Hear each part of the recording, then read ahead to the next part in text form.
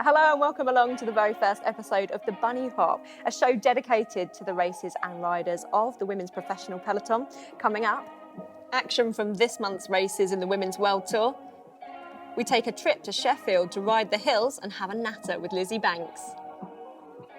We find out what makes American national champ Ruth Winder tick. And we look ahead to the Spring Classics. And joining me in the Bunnyhop studio today is ex-professional cyclist, commentator, and someone that took on over 1,000 laps of her garden during the lockdown, Molly Weaver. We're also delighted to be joined by cycling pundit, presenter of the cycling podcast Feminine, and also we've just found out ex-world record holder for the longest hug, Rose Manley. Welcome both. Now, Rose, we're going to have to kick off with this longest hug. We've got so many questions to ask you. When did this happen? How did it happen? How long was the hug? The hug was 24 hours and 44 minutes, which becomes like an endurance race, but you know, had to be done. Why did it have to be done? I don't know. I didn't want to do it. And the girl I was hugging, actually, I wasn't best friends with at the time, but obviously by the end, you have to be her best friend. So that's how it worked. Let's hope she's not watching today. And Molly, now I mentioned there 1,000 laps, in fact, more than that, around your garden for the Dirty Weaver, in fact.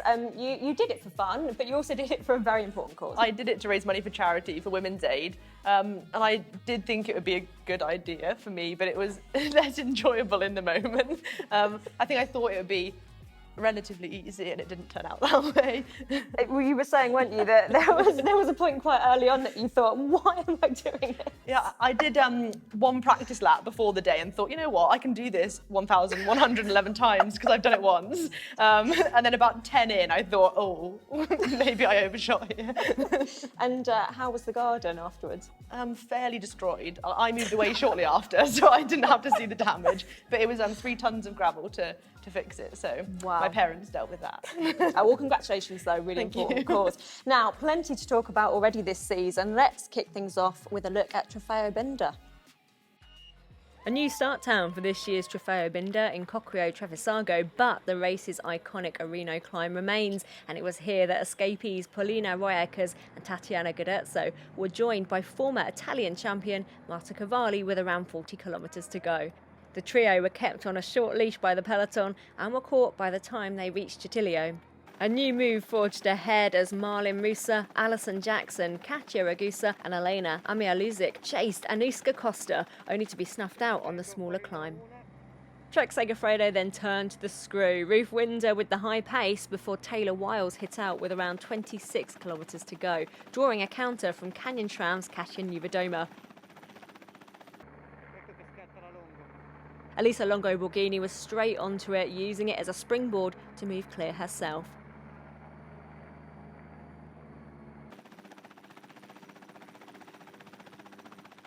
She soon gained a gap on 5 chasers: Mavi Garcia, Soraya Paladin, Niewiadoma, Cecily Uttrup-Ludwig and Marianne Vos. The Italian champion held her lead while the quintet behind looked at each other. Back on Areno one last time, Longo Burgini pulled her lead out to a minute by the time she crested the main climb. Longo Burgini's hard work, coupled with a lack of cohesion in the pursuing group, paid dividends as she soloed to a victory of 1 minute and 42 seconds, almost an identical margin to her win here back in 2013.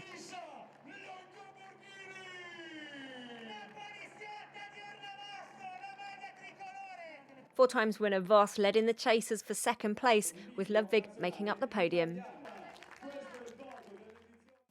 Well, Molly, firstly, I know you had a close eye on this year's edition of the race, but how did it compare back to when you were racing?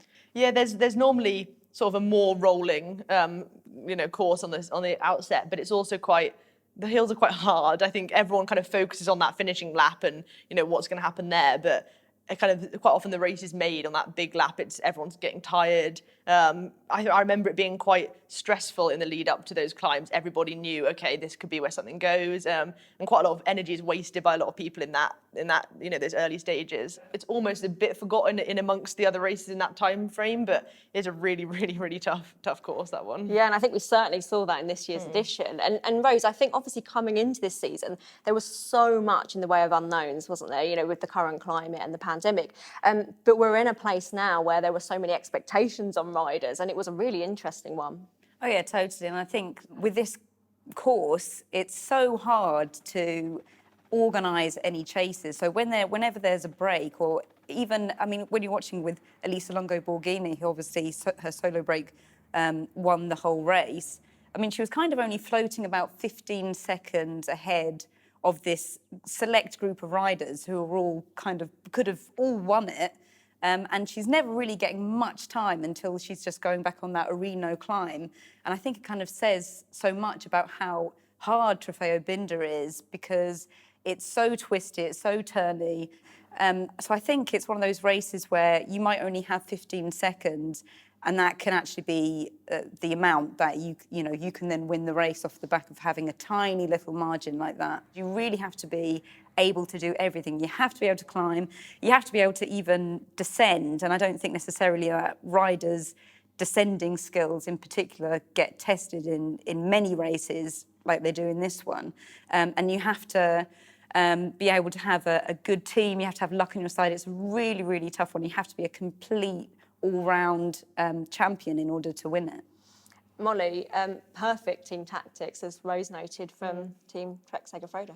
They did a really good job in those early stages to kind of take it on. And once one team has kind of asserted themselves as the dominant team and they're in control, it's quite hard for anyone else to overpower that. If a team's come in and they've taken control of it from the start, it's always then quite difficult to kind of topple that, because you're constantly then playing catch up on what they're doing. And they went and they took control of the climbs from the bottom, and so then everybody else was kind of grappling to counteract that rather than do something themselves. And I think Burgini is one of the best descenders in the peloton. She's kind of known for that, and actually that kind of climb as well is something that would suit her. Yeah, very, very deserving win. And with that in mind, tactically, once she'd made that move and gone solo, did you expect that to stick? I think knowing the kind of rider she is, I think it was a very strong group behind. There's always that thing of if they get organised, if they can do that. But I mean, she looked incredibly strong, and they'll have known how she was feeling. You do have that communication within the team, so they wouldn't have done that plan if she hadn't said she was feeling good. When you watch her, she's so aggressive. She's kind of out of the saddle the whole time, even on these kind of flat run-ins to the finishing town. Everyone loves watching that kind of rider who's just really gutsy, really goes for it, and can, when they smell a win, they just go, full into it. So it's great to see that kind of payoff, because sometimes that kind of tactic means you kind of burn all your matches and then you've got no energy left to go for the win, especially if, we didn't see SD Works. I mean, I think SD Works their top finish was like 14th, which is so rare to see from a team who are used to being so in control, and for them to not even have a rider in that select group that was chasing Longo Burgini was really unusual. But I think that's kind of testament to Elisa Longo Burgini just going full throttle. Yeah, and in terms of the rest of the podium positions and how that was made up, was that expected for you? Well, I think what was interesting with Marianne Vos the whole time is she seemed to be the only rider in that group that was chasing that seemed to be wanting to organise the chase a bit more, be a bit more committed to bringing Longo Burgini back. But it's difficult for a rider like her to get people to work with her, because they're going to think, well, no, because I'm not going to waste my energy because you're then going to beat me in the sprint. And also, I think she's a rider where kind of second place doesn't mean that much to her. She's won everything there is to win. She's even won Binda 4 times. She's very much she races to win. And I think, she doesn't give up until someone else has crossed the line first. So I think I've been in races before where she gets quite frustrated with people if they're not settling for a podium position, but they're less willing to go all in for the win, once they come down to that kind of a scenario. Whereas she's always very vocal in wanting that to be the case. But yeah, she was always going to then still get the second place, even if she'd wasted a lot of matches in the chase. Agreed. And going back to Elisa Longo Burgini, a popular winner, we've watched her being so aggressive, and to see that pay off, I think everyone was very happy to see it.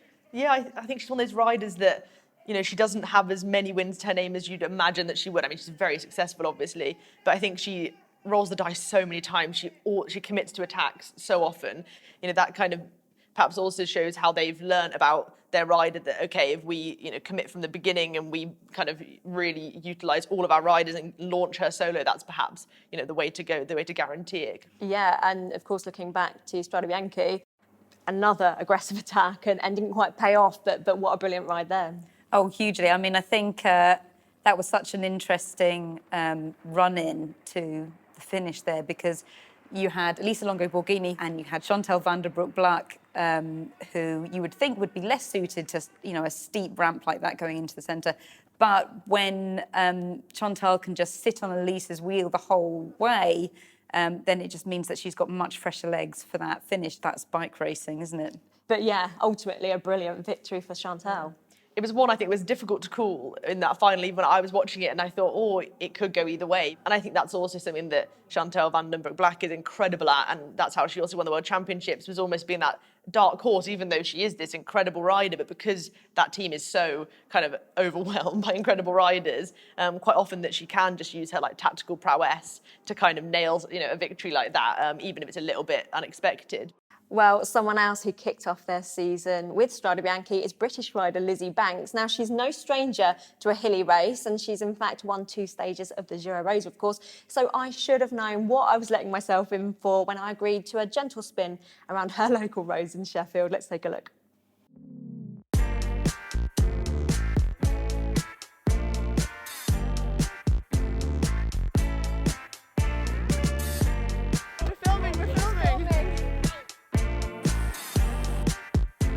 Just 20k, she said.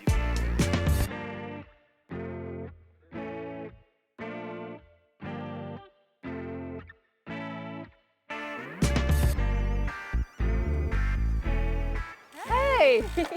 How are you? Good. So this is Sheffield. This is Sheffield. This is my city. Do you know what I've noticed? It's the best city in the world. Well, I'm going to see that, I'm sure, but a lot of hills. There are a lot of hills, and I'm afraid we're going up most of them today. Have you literally planned them all in? I've planned a really special route for you, taking in some of the best hills, all within the city of Sheffield. So where are we off to first? Well, I thought I would take you to one of the most famous streets in Sheffield, which is Blake Street. It's actually one of the steepest roads in the country, and I thought you'd love it, so let's go.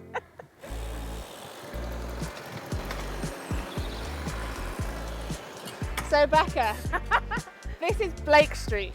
I'm genuinely nervous about this, by the way. Well, we're already a third of the way up, so there's no need to be nervous. The thing that's great about Sheffield is it's a city of 7 hills, like Rome is a city of 7 hills. And there's a great local race called the Magnificent 7, and it does 7 timed hill climb efforts up 7 times in the city. Come on, we're over halfway now. And this street, Blake Street, is always used. Come on, nearly there, nearly there. Out of the saddle. Oh, the end. That's a welcome sight. Well, we're done. We made it. The finish is at Ruskin Park, which is another cool spot because this is actually one of the sites that the Full Monty filmed at. Oh, really? And, yeah, and if you can make it up that climb, you can make it up any climb because that is the hardest climb around. Well, thanks for getting me up here. It was motivating. Well, let's go and do the rest of the ride. Okay, I'm up for it. Well, this bit's not great for your white shoes, hey Becca. Sorry about that, but so if you're going to come to the excited. countryside, bring a Londoner to the countryside. You came to Sheffield to study. Yeah. You were going into your final year. Yeah. And then you switched to cycling. Yeah, I mean, my love affair with cycling had started before that. Yeah. And it had got to the point in my final year of medicine when I knew I couldn't do both. You know, really the anxiety around that decision was huge. You know, I'd become unhappy. Yeah, when I made that decision to stop, I knew instantly that it was the right one. So you obviously had an immense amount of talent. You'd seen that in yourself. But what drove you? What sparked the passion? I felt like physically I have what it takes. I just hadn't had the opportunities before. I didn't have the opportunities as a kid. I didn't have the parents who had the money or could take me to the extracurricular hockey practices or the county athletics or whatever. And then I had this opportunity to start racing, and I literally just, grabbed the opportunity by the balls, went for it, went full gas into it. I'm so stubborn and strong-willed and bloody minded, I think is probably the best way to put it, that if somebody tells me I can't do something, I will do everything in my power to make sure I do it. Right, Becca, we've made it to one of my favourite places to stop. It's Alcan Molly, it's local fresh milk, and in summer, or on those sunnier days, you can stop and get an ice cream. The vending machine is open every day. She's going to talk to us now. Oh my goodness! It's on your left. Thanks, love. So this is like a Yorkshire robot speaking to us right now. Yeah, exactly. Use contactless card, or phone to pay. So is this your like mid-ride go-to then? A couple of pints of No, milk? this is for the end of my ride, and then I just I see. pop it in my back pocket. I thought maybe this was your secret to success. No, but I mean, maybe if you wanted a mid-ride pie, you could get a mid-ride pie or a jar of honey. Stunning, isn't it? And it is pretty stunning. And you know, Sheffield is just there. A few hills to get here, but it's definitely worth it. Just a few. Thanks, love. I love that the machine's still talking to us. I know. We're filming. Thank you. Thank you. Yorkshire spirit. So why this climb today? Well, this is where I came for the 2014 Tour de France, and it was one of the things that sparked my love affair with cycling. I really didn't know much about cycling. I knew who Geraint Thomas was, who Chris Froome was, but that was really it. And we came up here, we rode up this climb, and we tried to get a spot on this climb, and we couldn't find an inch on here because it was absolutely rammed with people. I had no idea what was going on. That's where it all began.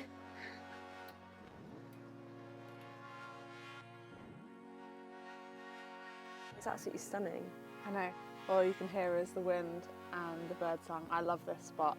It's a nice place to have a little sit after a hard climb as well. I mean, I definitely need that. And I really want to say thank you actually for motivating me the whole way around today. Firstly, I didn't know you could pack that much elevation gain into that distance. But seriously, you're just a ray of sunshine. And I've noticed that watching you, commentating on your race as well, your tenacity, your spirit, it's always there. What do you think sparked that in you? I guess I didn't have the easiest childhood. You know, I definitely don't want anybody to think, oh, poor you. I was very fortunate in so many ways, and I had a lot of incredible support from a lot of people, but also we were very, very poor growing up. I didn't have a lot of things, and I was also fostered actually when I was younger, and then, you know, I had some troublesome times with my mum running away just before I did my A-levels. So yeah, I guess I've faced a lot of adversity in my life, and that's really just scratching the surface of stuff that's gone on. And I think the message is that everybody has their own battles, and whatever you see on the outside, you might see this picture perfect person who you assume has had the perfect life and the perfect way into it, and everything is perfect for them, but everybody has their own troubles and everybody fights their own battles. Sometimes in the case of cycling, that's definitely been the thing that's pushed me, because I'm so determined and I will not give up. Because in a race, so many things go wrong. There's so many moments where you just think, yeah, why don't I just stop, let down my tyres? If I could throw myself into this bush, then maybe it would be over and it would be easier. But, you know, you don't get the satisfaction if you just stop. You push through, and then that's when you achieve something. And if you have that positive mental attitude and that determination to push things through and see things through, then that's when you start to achieve.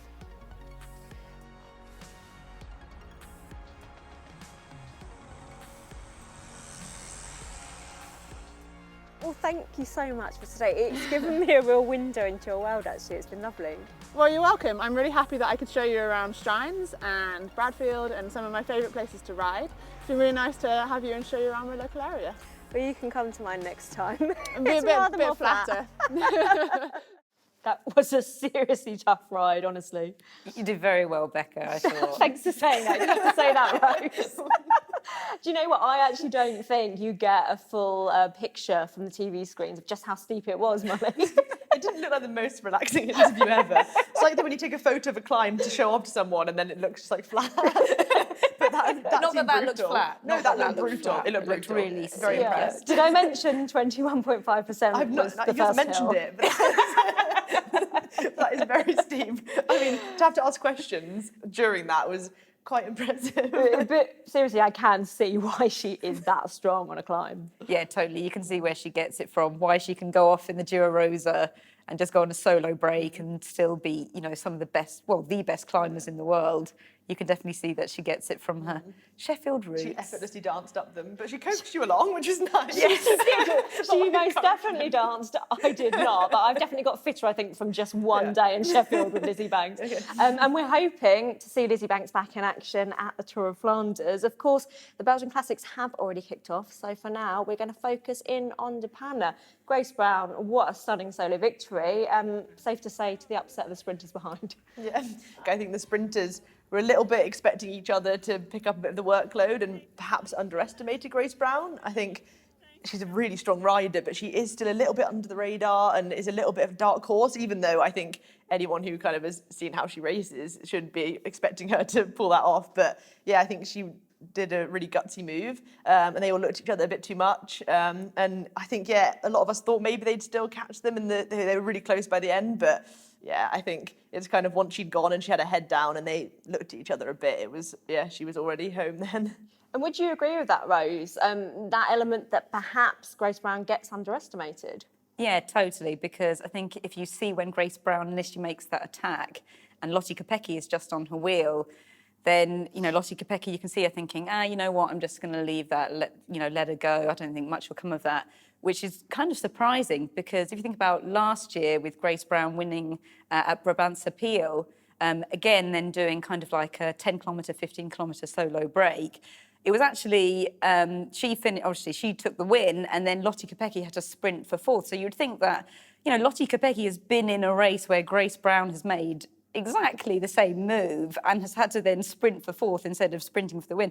So you'd kind of think that she would be Grace Brown would be a little bit more on the radar and you might think, okay, I'm not going to let this go. I think you could see that Amy Peters immediately thought, hold a minute, why are we letting Grace Brown go here? Because she was kind of the only one that was suddenly trying to chase on. Yeah, you definitely saw that reaction behind, didn't you, from Amy Peters?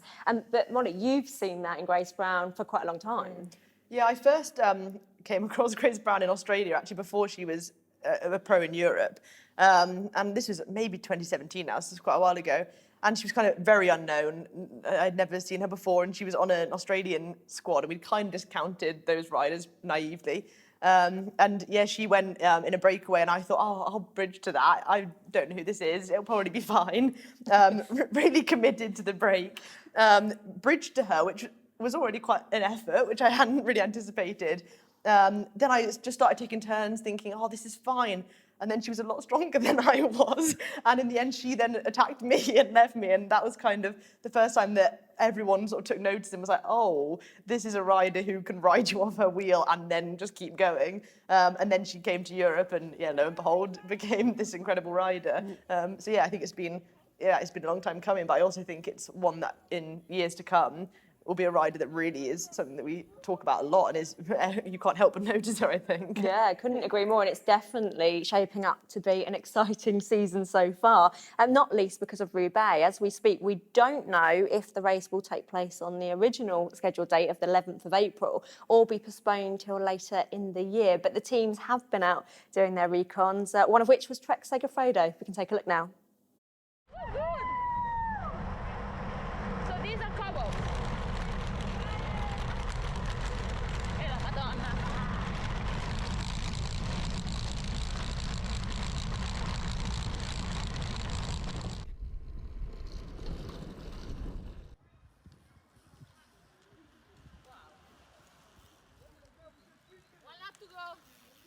Well, after that, all being well, we move on to the Ardennes. And one race we're particularly looking forward to is Liège-Bastogne-Liège, won in emphatic style by Trek Segafredo's Lizzie Banks last year. And let's take a quick look at how it was won. Okay, so we're already on La Redoute, which is like the iconic climb of Liège-Bastogne-Liège already. And that is Lizzie Banks making the winning move. And it's quite an interesting group, actually. It's a very select group. That is behind her there. I thought the makeup of the group isn't necessarily the big contenders that you would have thought would have been in that move by that point. I think this is it's a really odd race, I think, because it's incredibly hard, but it's also, you know, it's really hilly, and you'd almost expect there to just be a big pack of favourites just eventually detach themselves from the front. You know, they just rode away effectively, as Lizzie did in that attack. She was the strongest on the day, and she rode away from the rest. But yeah, it's a very, you know, interesting bunch. It's a bit of a blend of like rider style. There's some people's, you know, key, you know, leader, and then others where you think maybe that's, you know, not necessarily who they had going into the race as their number one. So it is an odd blend, yeah. Well, you can see actually it's clear that everyone is kind of on their limit at this point, because there's kind of, you see Lizzie Banks go off and there doesn't seem to be any movement from everyone. Obviously, her teammate Ellen van Dijk is there, but then again, Ellen van Dijk isn't, on a climb like that, isn't going to be, as much as she's the best domestique that you could have, on a climb like that, she isn't going to be able to chase anyone down. I think if you have a rider like Lizzie make a move on, you know, the biggest climb of the race, the kind of pivotal moment, I don't think anybody chooses not to go with it. I think, you know that's going to be the winning move. And what are your thoughts ahead of this year's edition? Oh, I think it's often decided on La Redoute. I can't really see past Anna van der Breggen, to be honest, because she's one of those riders that you get a tiny gap and she's just gone, and then that's it. You know, she has that prowess to just time trial all the way to the line, and I think that's kind of what you need in a race like this. So, yeah, I can't see past her. And I know we always sit here and say how dominant she is, but I find it fascinating that we know she's exiting the peloton at the end of this season, but, you know, just the head on her shoulders this year is just untouchable. Yeah, I think it's really interesting because you never know how that's going to sit with a rider. Like, are they going to have this incredible, like, farewell season almost, or are they already going to mentally have checked out a little bit and already be looking ahead to the future? Whereas you can see that she's going for, you know, a real big show to end it. And yeah, it is incredible. And I think it's also testament to the strength of her and a team like that. When you're always a marked rider and you're always a marked team, everybody's trying to win, but they're also trying to stop you winning as part of their plan, and yet they still pull it off a lot of the time. So I think, you know, it is really impressive. Well, next up, we're going to take a bit of a deep dive into the wonderful and at times quirky minds of the riders in the professional peloton, find out what makes them tick, their likes, their dislikes, and kicking things off in this month's Something About Me is Trek Segafredo's Ruth Winder.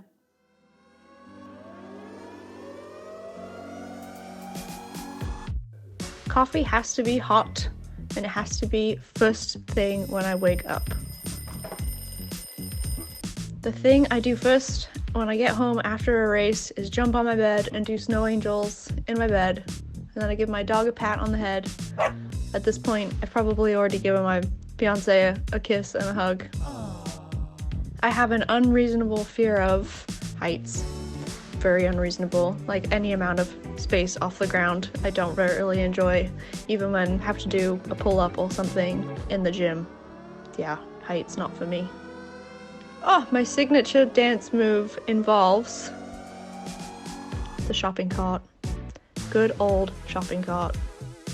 Pizza should be Neapolitan style with cheese and maybe mushrooms. I love corn on pizza, but Neapolitan style for sure is the best. The thing people do that I don't get is chewing gum all day. People that chew gum all day, I don't understand. Don't understand it. I'm obsessed with learning about how different beers are brewed and what kind of grains they use.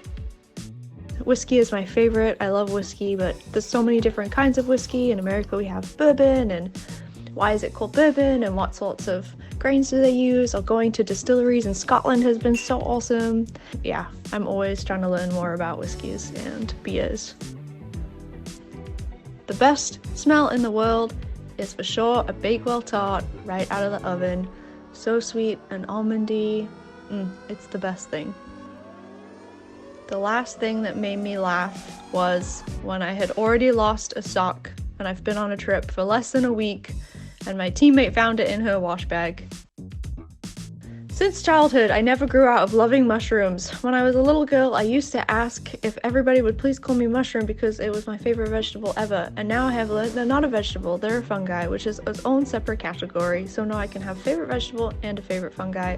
I love mushrooms so much. Well, great to hear from Mushroom there. I mean, Ruth, of course.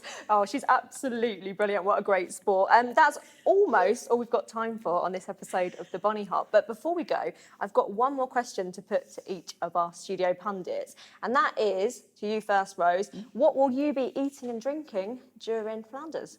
Ooh, that's difficult. Probably got to be a beer, like a Westmaler triple, big Belgian beer. And what else would be... some of those cheese croquettes. That is what I'm... because normally I'm in Flanders every time this time of year, but not this time. So cheese croquettes. So just be bringing that experience into Oh, home. yes. Definitely. Very much. Molly, how about you? I think also a beer. I think you've got to have some alcohol while you watch other people do sport. Any specific choice or just any alcohol? No, I think beer if it's Belgian. If it's Belgian.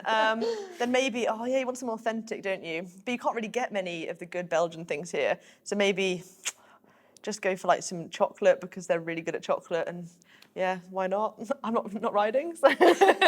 I'm just going to take your tips and go for all of the above. Definitely some cheesy chips, maybe some mayonnaise. Well, thank you so much for joining us for the first episode of the Bunnyhop. And please let us know what you're going to be snacking on, what you're going to be drinking during this year's Flanders. And you can do that on the Instagram handle, the Bunnyhop_CC. Well, we'll see you next time. And in the meantime, keep riding, keep watching. Bye-bye.